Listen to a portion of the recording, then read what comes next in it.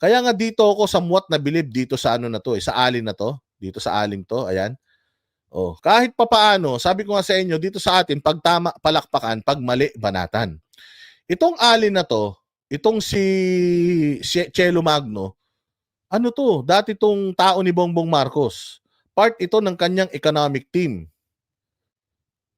Nagsalita ito against doon sa 20 pesos na kilo ng bigas na ipinambubudol ni Bongbong. Anong ginawa nila dito? Tinanggal nila. Kasi nga naman, if you're part of the government, you should not speak against the government. Pero mali yun eh. Dapat nga, kung parte ka ng gobyerno at may nakikita kang mali sa gobyerno mo, dapat nga pakinggan mo yung mga nakakapansin ng mali sa inyo eh. Kasi doon kayo magiging tama, doon kayo magiging successful.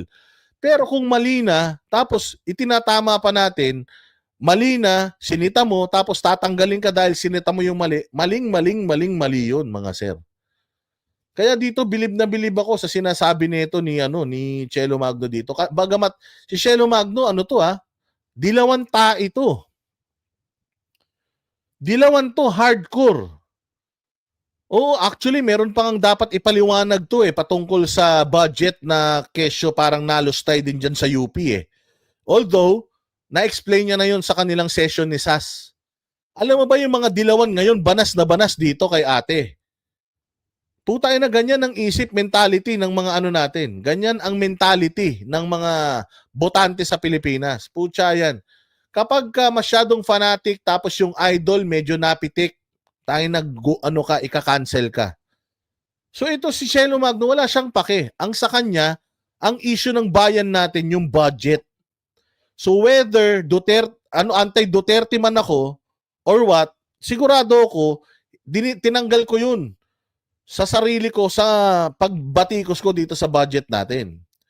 Anong sinasabi ni Chelo Magno sa budget? Kasi napakayabang ni Bongbong Kung makapagsalita si Bongbong, parang putang ina, ang ganda-ganda nung mga proyekto nila Parang with flying colors sila. Kung makapagyabang si Bongbong Marcos, tila mo napakarami ng mga tulay at kalsada na nagawa. O pakinggan ninyo itong ni Chelo. Isa pa nga natatawa ako kasi ito natatawa daw siya. Pakinggan ninyo kung saan siya natatawa. Isa-isahin natin. So, press con ng presidente saying na inaayos at pinag-aaralan ng budget at ginustify pa kung bakit nagdagdag ng additional 200 billion pesos sa infrastructure. Di ba kagaguhan? Putang ina niyan. Nagdagdag ka ng 200 billion sa infrastructure. Saan? Sa budget ng DPWH.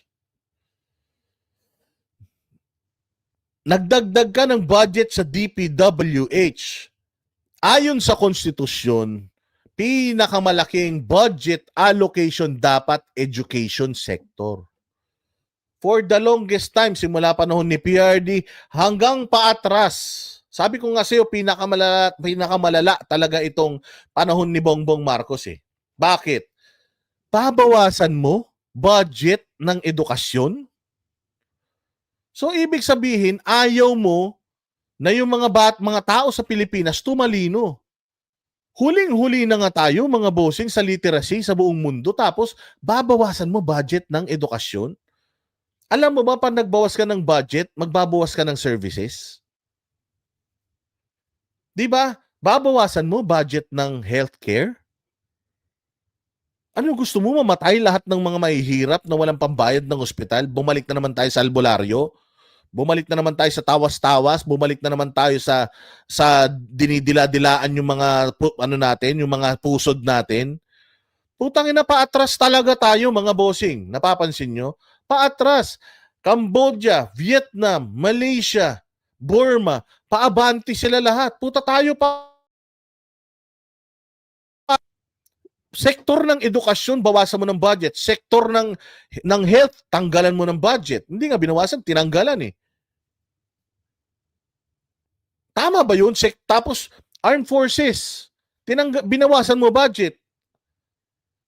Galit na galit ka na pinapasok tayo ng mga Chinese. Binubutas-butas ng mga Chinese yung mga bangka nating rubber boat. Galit na galit ka dun, pero binawasan mo naman yung budget nila. Papaano mo i-modernize, i-equip yung mga militar. Kung binawasan mo yung budget nila, tapos sasabihin mo, pagandahin mo, kabobohan yun. Paatras talaga tayo mga bossing. Kaya nga anong sabi nito ni ate, 200 billion dinagdag mo sa DPWH. Pokin ang ina nyo, ano bang budget, ano bang ano nyo? Ano bang project nyo? Lahat ng mga proyekto ni PRRD hindi nyo tinuloy. Hindi nyo na pinondohan. Totally tinanggal nyo na sa programa nyo.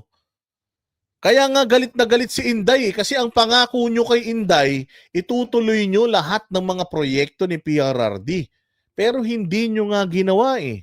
Hindi nyo tinuloy kaya nga nagalit si Inday. Wala kayong itinuloy yung mga railway projects sa Mindanao. Tinigil nyo lahat. Proyekto, infrastructure. Tinigil nyo lahat. Nilagay nyo sa DPWH kasi nga maraming mga kongresista di umano, according to Duterte, ang mga kontraktor. So ngayon, kaya maraming budget ang DPWH para i-funnel yung pera na yan doon sa mga construction firms noong mga mambabatas. Kakatkungin yung pera na yan. Yun lang po yun. Maglalagay ka ng napakaraming budget para sa infra. Ano ba ang main projects ng DPWH? Flood control. Puta laging binabaha pero may flood control. Ano pa ang ibang projects ng DPWH? Gumawa ng mga evacuation center. Yan ang pinagkakaabalahan. So ba't nagdagdag ka ng 200 billion? Wala naman pala kayong tulay na ginagawa. Wala naman pala kayong infrastructures na kapakipakinabang sa mga Pilipino. Lahat ng mga farm-to-market roads, kinanselan nyo. Yung mga pagsisimento ng mga kalsada papunta sa mga pinakaliblib na lugar sa mga bundok, tinanggal nyo dahil putang na ayaw ng mga NPA niyan eh. So saan? Saan yung dadalhin yung pera na yan? O pakinggan pa natin to sasabihin ni Jam Magno, ni Chelo Magno. Pero hindi niya binanggit na sa panahon din niya patuloy na lumalaki itong unprogrammed Ayun, appropriation. unprogrammed appropriations. Unprogrammed. Ibig sabihin, it was a program during the last administration. It was a focus. It was kumbaga, may political will. Ito yung mga unahin natin, makakatulong sa bayan nito. Noong panahon ni PRD, napakaraming mga kalsada ang ginawa, tulay ginawa, yung mga expressway humaba, yung mga connectors, skyway, stage 1, 2, 3, kung ilan man yan, ang daming mga TPLEX, CCLEX, CALAX, ang daming mga nagawang mga expressways. Importante kasi yan para mabawasan yung mga traffic sa mga major expressways natin. Di ba? Ang daming projects ni PRD. Ano ngayon? Ngayon, meron ba kayong meron ba kayong nire-ribbon cutting na mga bagong mga proyekto ninyo, mga natatapos ninyo? Wala, puro ayuda. So, yun yung sinasabi dito. Yung mga priorities noon, anong term na ginamit? Sabi niya kaya lumaki yung infrastructure budget dahil sa mga priority infrastructure. Mr. President, basahin niyo naman yung pinapadala sa inyo sa opisina niyo. Yan ang problema kay Bongbong Marcos, no? Napansin niyo, lutang eh. Sobrang lutang talaga ni Bongbong Marcos. Bakit? Putang ina, nagsasalita siya tungkol sa mga bagay-bagay na alam naman ng taong bayan na hindi totoo yung sinasabi niya. Pero dahil nga tamad siya, dahil nga hindi siya marunong maging presidente katulad ng sinabi ni Inday Sara, hindi niya binabasa. Yung budget na yan, putang ina, hindi niya babasahin yan. Basta ang alam niya, meron siyang cut dyan. Basta ang alam niya, kikita sila dyan, hindi niya na isa-isahin yan. Putang ina ni, tanong mo, inaano nga niya eh. Pinagtatanggol nga niya na zero budget yung PhilHealth eh. Hindi daw mababawasan ang serbisyo ng PhilHealth. Putang ina, saan ka naman makakita ng tinanggalan mo ng budget, hindi mababawasan yung serbisyo?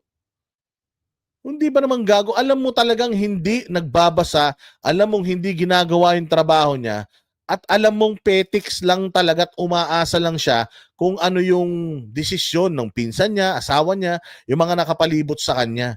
Walang sariling desisyon ng hinayupak. Yung mga priority programs nyo, nandun sa unprogrammed appropriation. Isang Di ba? Ipagyayabang mo yung mga priority projects nilagay nyo nga sa unprogrammed ano yan? Unprogrammed, ibig sabihin, tinanggalan nyo na talaga ng budget yan, itinabi nyo na yan, itinago nyo na yan, hindi nyo na priority. Tinanggal nyo sa listahan ng mga priorities nyo para sa mga susunod na taon, tapos ipagmamalaki mo, tapos ang laki ng budget ng DPWH, wala kayong build. Meron kayong build better more. Paano yung pinagagawa nyo yung Pasig River? Yun lang yun, yung pinagagawa nyo, yung pinapalinis nyo yung Pasig River. Ano kung luminis yan? Maganda yan. Pero putang ina, anong may tutulong niya sa mga commuter natin? Yung paglilinis-linis yun ng Pasig River. Okay yan eh. Okay yan. Pero sana hindi lang yan. Wala na kayo ibang pinagmamalaki kundi yun. Yung Pasig River eklat nyo. text away lang yung pinsan nyo to tell him na dapat pinaprioritize yung big infra projects. But for the past 3 years, mula 2023, palaki ng palaki ang program appropriation ng gobyerno. Sana ng prioritization doon, no? Pag tiningnan mo yung DPWH project, ano yung priorities dyan? Ano nga? Anong projects ng DPWH? Plus 200 billion ha? Plus 200 billion. Anong priority? Control, multi-purpose building. Multi-purpose building. Flood control. Yun ang puta nakalagay sa budget ng DPWH.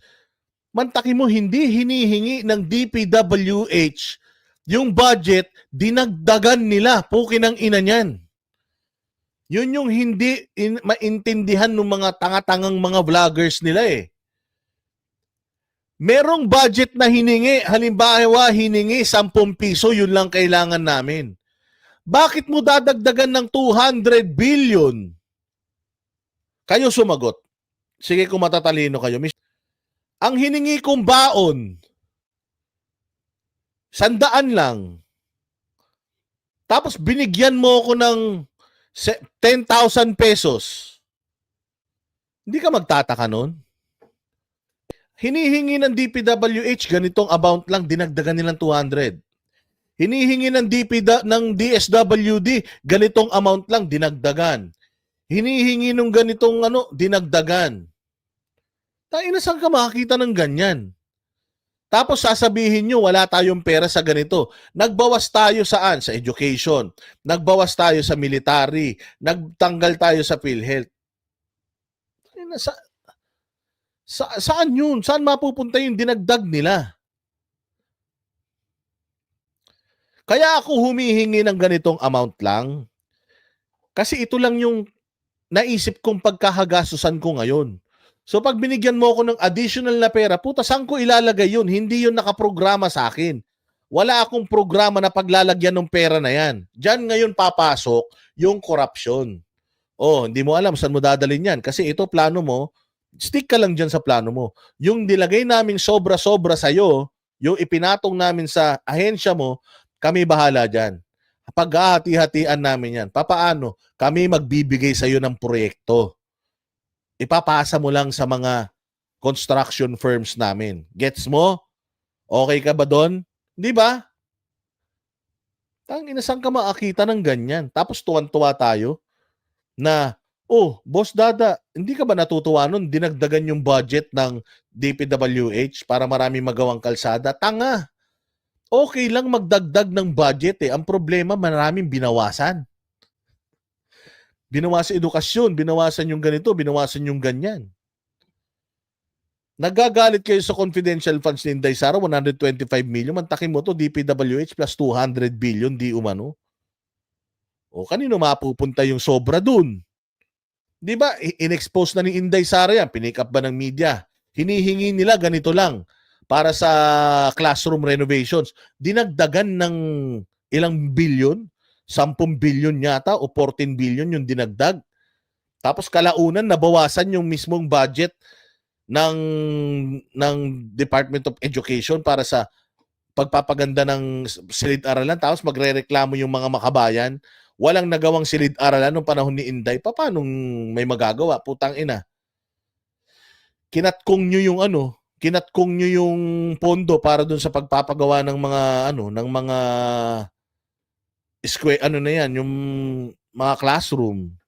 10 billion, di ba? 10 billion. Sabi ni Chori Choli. Imaginein mo. At sinabi ni Inday yun, napansin ni Ehersito yun. Pagdating ng BICAM, puta lumusot pa din. Saan ka naman? Ngayon, kapag ba ako, humingi ako ng budget, putay na, ko pa, ilalaban ko pa. Hindi na, kayo rin naman nasusunod eh. Ito budget ko, ayaw nyo ibigay, bahala kayo. Basta ito budget ko. Bawasan nyo, dagdagan nyo, bahala kayo, kayo naman nasusunod eh. Di ba ganun si Inday Sara? Diretso pa natin sinasabi ni Magno.